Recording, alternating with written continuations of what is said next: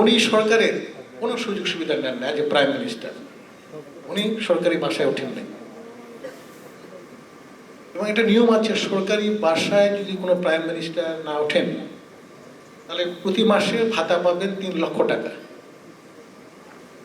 আমরা সেটা দেওয়ার চেষ্টা করেছি, উনি নেন নাই। উনি বলেছেন আমার আব্বা আম্মা তো আমার জন্য বাড়ি রেখে গেছে, তা আমি আবার সরকারের কাছ থেকে নেবো কেন? উনি নেন নাই।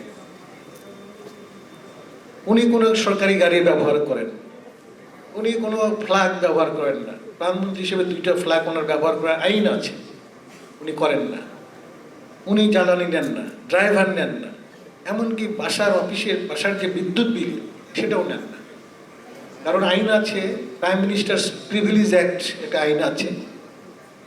প্রাইম মিনিস্টারের প্রয়োজন, যত প্রয়োজন, যদি 50টা গাড়ি লাগে তাও কিন্তু সরকার সেটা দিতে বাধ্য।